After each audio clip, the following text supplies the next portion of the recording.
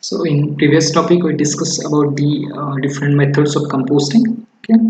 So in that we discussed about the Nadip method of composting. Then we discussed about the Indore method of composting. Then we discussed about the Bangalore method of composting, and also we discussed about the vermicomposting. Okay.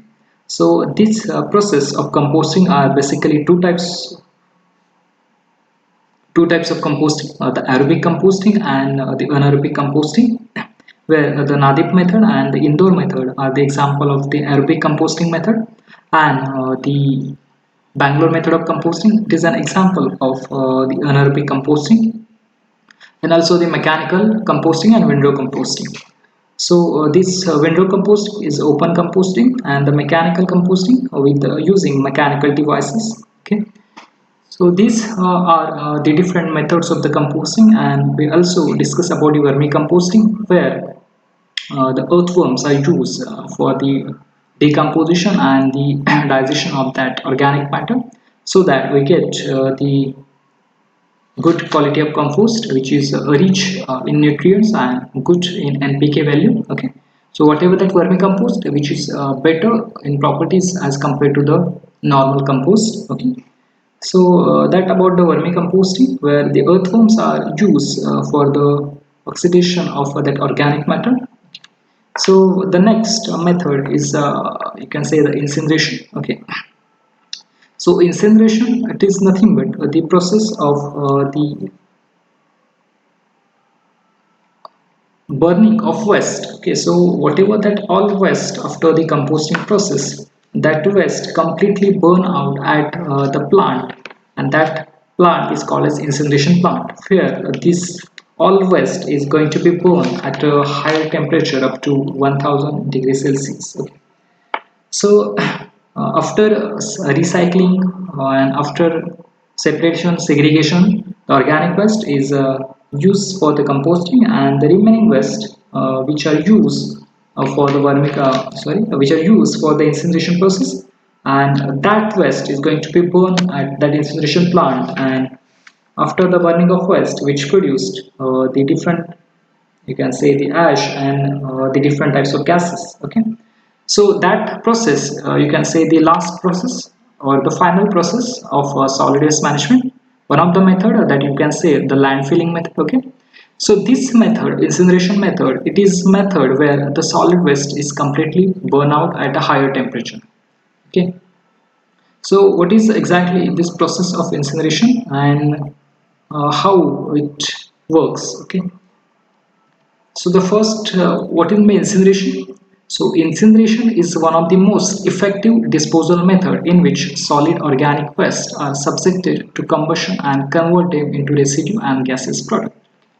So whatever that waste is completely burned out at a higher temperature up to 1000 and 1200 degrees Celsius, and where this all solid waste that convert into the residue, that is, you can say, ash and the gaseous product, CO2, H2S and other CHO, whatever. Okay, so these different types of gases like CO2 and other gases, they are generated at these after the burning of that waste. Okay, so here is the incineration. It is simply process where the completely waste is burned at a higher temperature and convert into the residue and the gaseous product.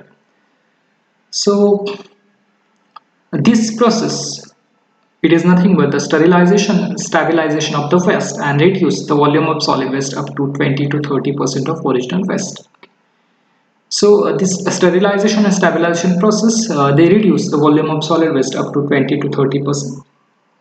So most of the combustible material is converted into ash and CO2, carbon dioxide. Okay.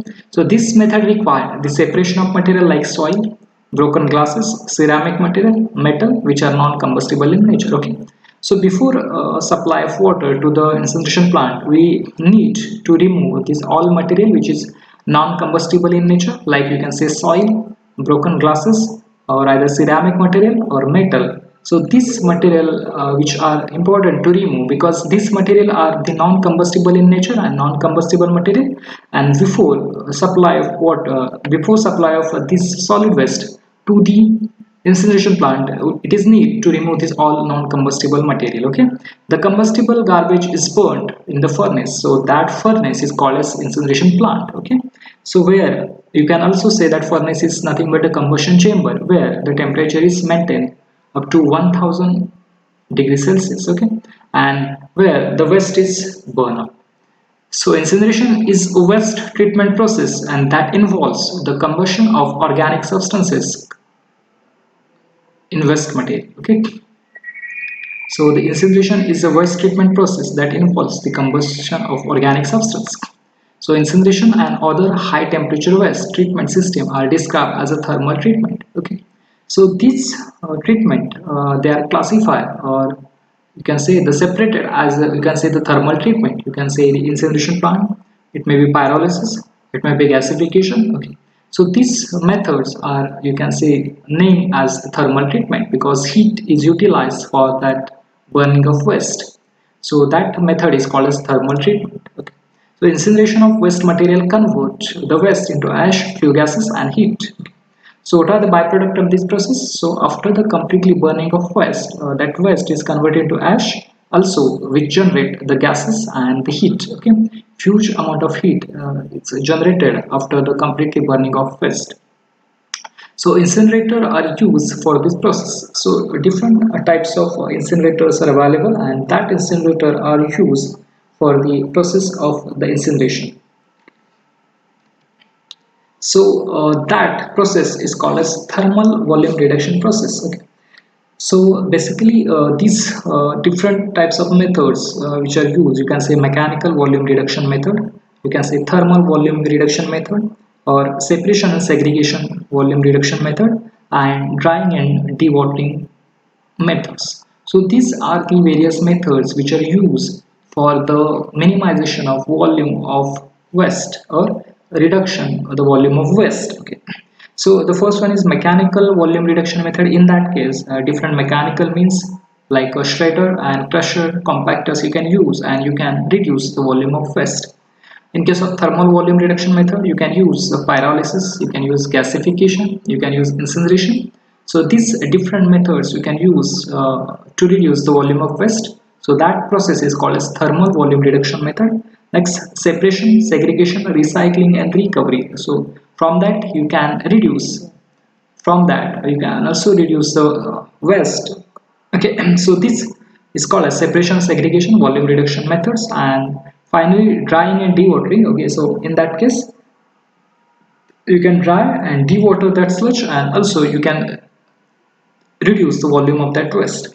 So these are the different methods which are used for the minimization of volume of waste. Okay, so this incineration is nothing but the thermal volume reduction method where the completely burning of waste is carried out. Okay, so the pyrolysis and gasification also are the example of thermal volume reduction method. Okay, so gasification, pyrolysis and sterilization and the incineration. So these are the various thermal volume reduction method. Okay, so what happened here? In thermal volume reduction method, the volume of municipal waste can be reduced by almost 90% by incineration method. In the past, incineration was quite common, but with the advent of Environmental Laws and Air Pollution Act, it is restricted to indoor mechanical incinerator only. Those are with very few municipalities. Okay. The principal products obtained from the combustion of solid waste include the heat, gases, and variety of oils and various related organic compounds. The principal elements of solid waste are carbon, hydrogen, oxygen, nitrogen, and sulfur. Okay, so the form CO2, H2, N2 and SO2 in practice variety of other gases compounds are also formed. Okay. So these are the various you can say the gases which generated after the burning of waste. It may be CO2, N2, SO2. Okay. So that is the process of incineration where the completely burning of waste carried out which reduced 90% of the volume of waste. Okay. So what are the byproduct we generated at the incineration plant?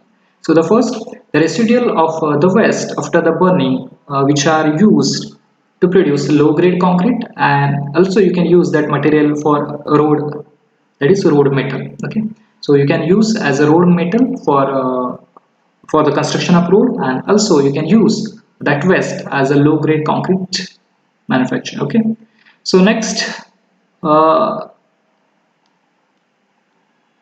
whatever that ash which generated after the burning of waste, that ash can be used for making of bricks. Okay, so in brick manufacturing, you can use these various types of ash we generated in the incineration process. And another byproduct is the steam which is used for the electricity generation by running turbines. So at the incineration plant, whatever that steam, actually the heat we generated, that heat is converted into steam, and that steam which is used for the generation of electricity by running turbine. Okay, so these are the various byproduct which you can use for the different uses. Okay, so what are that? The first one you can say the ash that you can use for the low grade concrete, and that you can use as a road metal. Also that ash you can use for brick manufacturing process or brick making. And also that heat which generated, that heat is converted to steam, and that steam which used for the electricity generation by running the turbines. So these all are the byproduct which are generated after the burning of waste. Okay.